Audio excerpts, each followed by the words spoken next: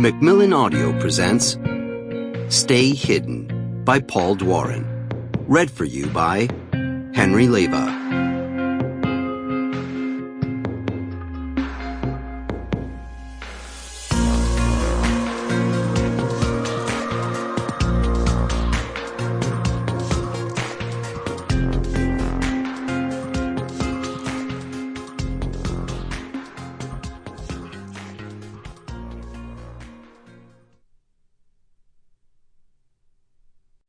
Chapter 1.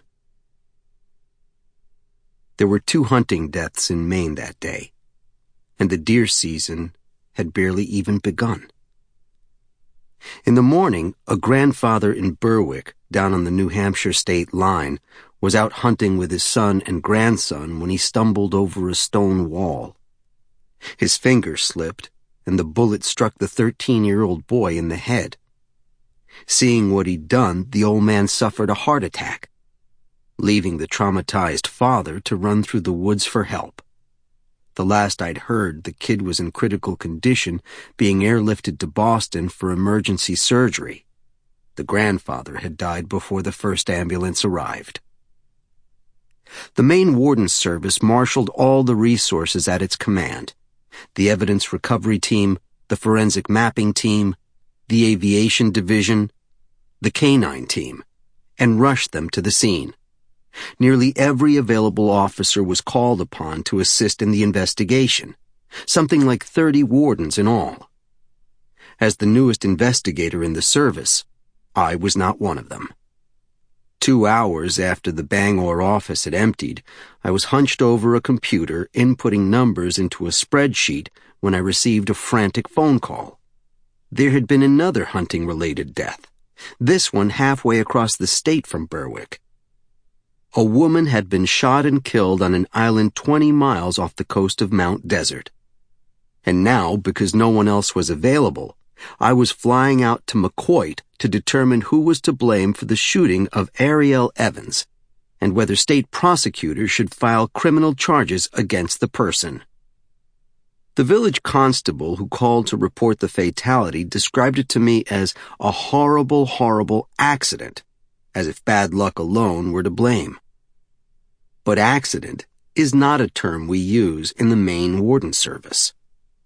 Game wardens understand that even when guns misfire or bullets ricochet, when feet stumble or fingers slip, there is always a trail of causation you can follow that will lead you back to an act of culpable negligence. A human being is dead because someone, the shooter, the victim, maybe both, made a mistake that could and should have been avoided.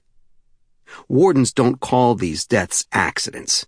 We call them homicides. I had been a game warden for 6 years, but a warden investigator for only 4 months. This was my first hunting homicide. The bubble of nausea rising in my stomach had nothing to do with the shuddering of the small plane. I was afraid that I might mess up the most important case of my career.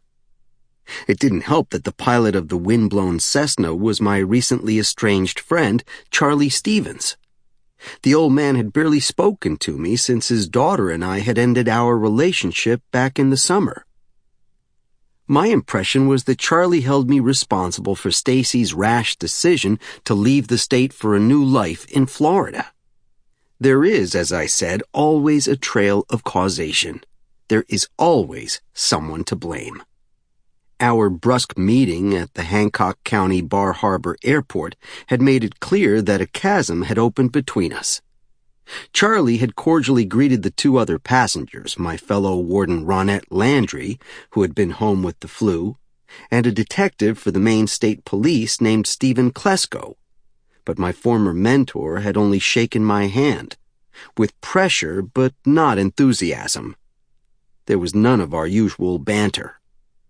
He'd guided Klesko and Landry to their seats in the rear, explained to them that the noise from the propeller necessitated we wear headsets and speak into microphones for the duration of the flight, and offered a few words of warning. Sample complete. Ready to continue?